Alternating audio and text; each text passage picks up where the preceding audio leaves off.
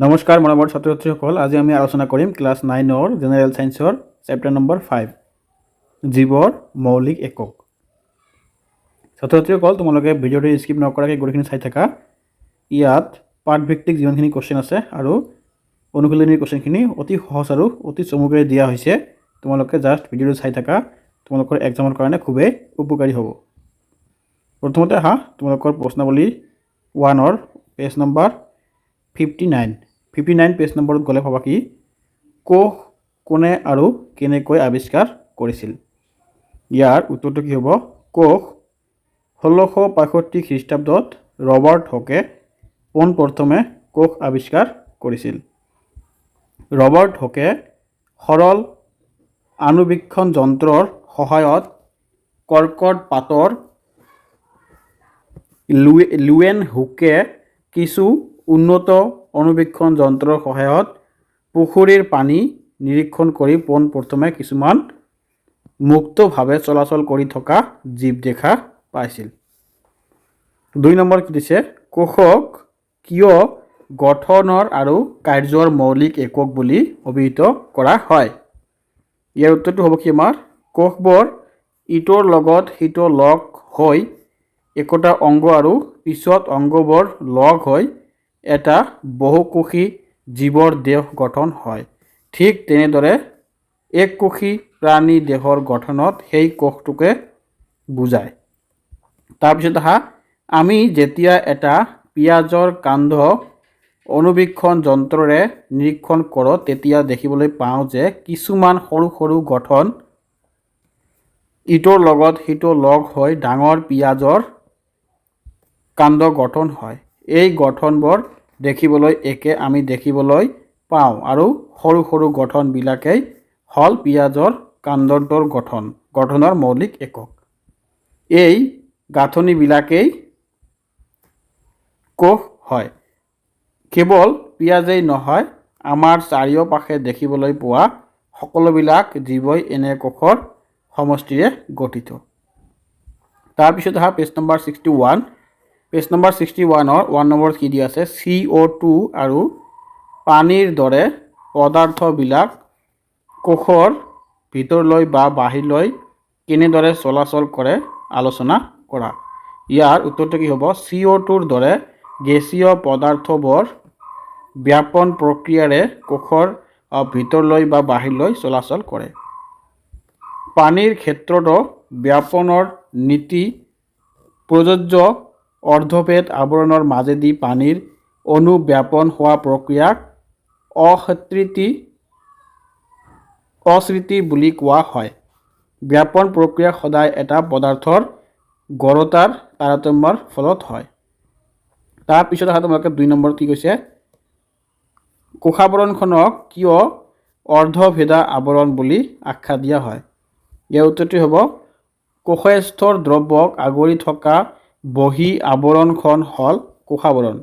কোষাৱৰণখনে এটা কোষৰ ভিতৰলৈ লাগতিয়াল আৰু বাহিৰলৈ অলাগতিয়াল দ্ৰব্যবোৰ অহা যোৱা কৰাত সহায় কৰে, আনহাতে ই আকৌ কিছুমান দ্ৰব্য সৰকি যোৱাত বা ভেদ কৰাত বাধা দিয়ে। সেইবাবে কোষাৱৰণখনক অৰ্ধভেদ্য আৱৰণ বুলি কোৱা হয়। তাৰপিছত তোমালোকে কি কৈছে? নেক্সট প্ৰশ্নাৱলীত আমাৰ কি দিছে চোৱা। প্ৰকোষ কেন্দ্ৰীয় কোষ আৰু সংকোষ কেন্দ্ৰীয় কোষৰ মাজত ব্যাখ্যামূলক পাৰ্থক্য দাঙি ধৰি তলৰ তালিকাখন পূৰ কৰা। তোমালোকে ইয়াত দি আছে যেনেকুৱা, এইটো আমাক প্ৰকোষ কেন্দ্ৰীয় কোষ আৰু সংকোষ কেন্দ্ৰীয় কোষৰ পাৰ্থক্যবিলাক লিখিবলৈ কৈছে। যেনেকৈ উত্তৰত দি আছে কি সুসংগঠিত কোষ কেন্দ্ৰ বা কেন্দ্ৰ বৰণেৰে আবৃত প্ৰকৃত কেন্দ্ৰাঞ্চল নাথাকে। তাৰপিছত 4 নম্বৰ কি দিছে?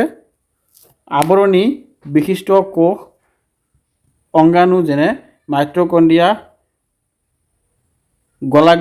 গলগি বডি, তাৰপিছত দিছে কি কোৰপ্লাষ্ট আদি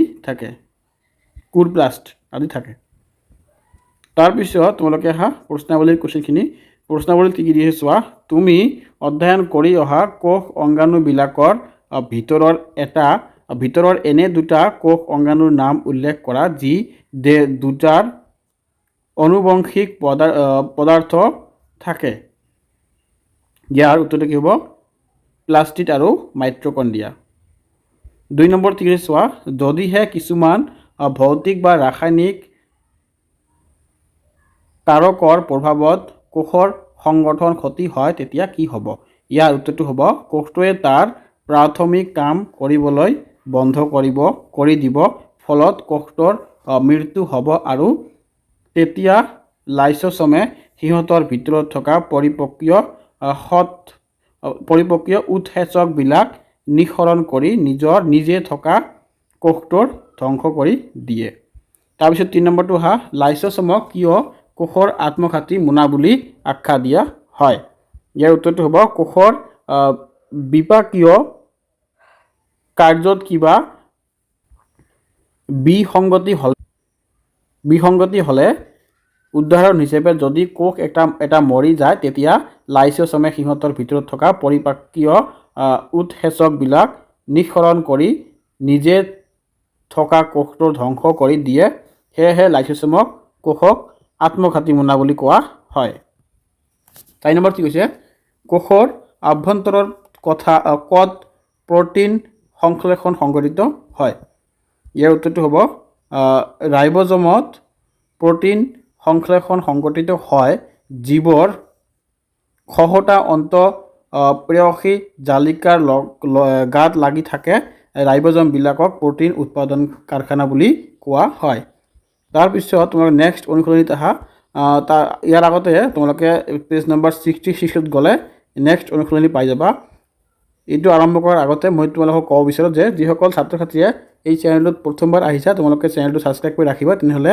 এনেকুৱা ধৰণৰ ভিডিঅ' তোমালোকে পাই থাকিবা 1 নম্বৰত কি দিছে চোৱা 66 পেজ নম্বৰত উদ্ভিদ কোষ আৰু প্ৰাণী কোষৰ মাজত তুলনা কৰা আৰু কি ক্ষেত্ৰত উদ্ভিদ কোষ এটা প্ৰাণী কোষতকৈ পৃথক উল্লেখ কৰা তোমালোকে ইয়াত ধুনীয়াকৈ দিয়া আছে মই কৈ নাযাওঁ ভিডিঅ'টো বহুত দীঘল হ'ব তোমালোকে ইয়াৰ পৰা চাই পাৰিলে লিখিবা আৰু মুখস্থ কৰিবা তাৰপিছত 2 নম্বৰত কি আছে চোৱা কি ক্ষেত্ৰত প্ৰকোষ কেন্দ্ৰীয় কোষবিলাক সংকোষ কেন্দ্ৰীয় কোষতকৈ পৃথক উল্লেখ কৰা ইয়াত দিয়া আছে তোমালোকে ধুনীয়াকৈ চাই কিতাপত কপিত লিখিবা আৰু 2-3টা মান তোমালোকে কি কৰিবা মুখস্থ কৰি ল'বা এক্সামত আহি থাকে যিবিলাক সৰুখিনি তোমালোকে মুখস্থ কৰি ল'বা 2টা বা 3টা এক্সামত তোমালোকৰ এইবিলাক আহি থাকে 3 নম্বৰত কি দি আছে কোষৰ কোষাবৰণখন ফাটি গ'লে কি হ'ব ইয়াৰ উত্তৰটো কি আছে কোষাবৰণখন ফাটি গ'লে কোষাস্থ পদাৰ্থখিনি বাহিৰলৈ ওলাই আহিব ফলত কোষাস্থৰ পদাৰ্থখিনিৰ সুৰক্ষা তথা দৃঢ়তাত বাধাৰ সৃষ্টি হ'ব আৰু কোষবিলাকৰ মাজত দ্ৰব্যৰ আদান প্ৰদান বাধা জন্মিব 4 নম্বৰ কি দিছে কোষ একোটাত যদি গলগি সংগ নাথাকে তেন্তে কি হয় এই উত্তৰটো হ'ব গলগি সংগ নাথাকিলে কি হ'ব 1 নম্বৰ দি আছে জৈৱিক ক্ৰিয়াৰ বাবে প্ৰয়োজনীয় প্ৰটিয়েজ লাইপেজ আদি উৎসেচক আৰু চেলুলজ পেকটিন আদি দ্ৰব্য নিঃসৰণ কৰে তাৰপিছত আহা 2 নম্বৰত কি দিছে কোষৰ অন্যান্য নিঃসৰণীয় দ্ৰব্য সাঁচি ৰাখে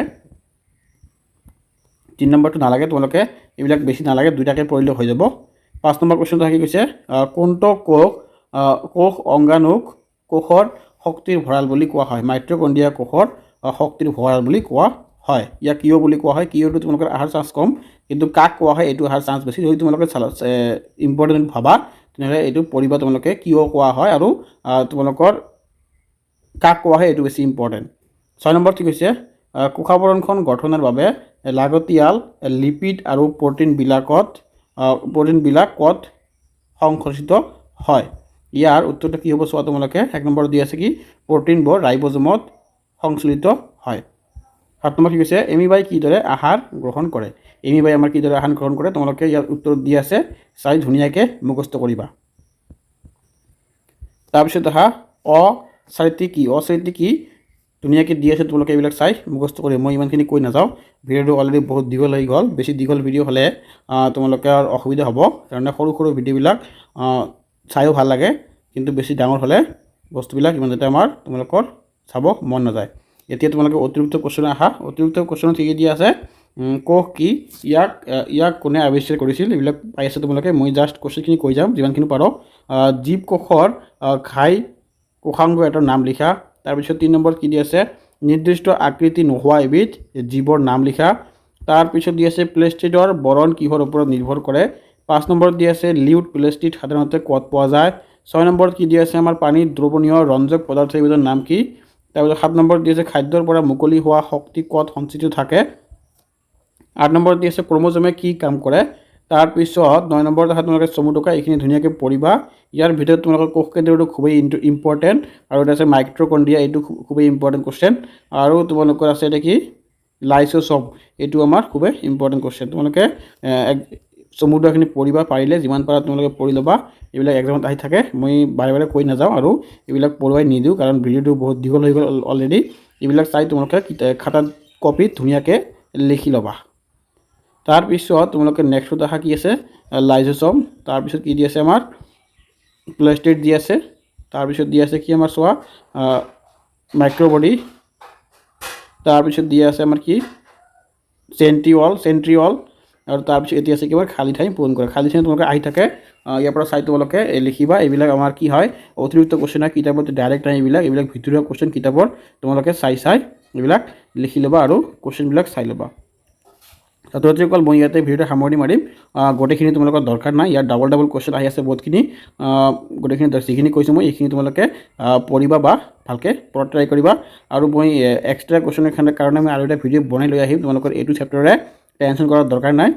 যিবিলাক এক্সট্ৰা কুৱেশ্যন তোমালোকে চাই আছা ইয়াত, এইখিনিত মই জাষ্ট অকল এক্সট্ৰা অতিৰিক্ত কুৱেশ্যনৰে মই এটা ভিডিঅ' লৈ আহিম, তোমালোকে তাত গৈ চাব পাৰিবা। কাৰণ এইটো ভিডিঅ' দিলে ভিডিঅ'টো বহুত দীঘল হৈ যাব, সেইকাৰণে মই এক্সট্ৰা এটা ভিডিঅ' বনাই লৈ আহিম। চ' আজি মই ইয়াতে সামৰণি মাৰিলোঁ।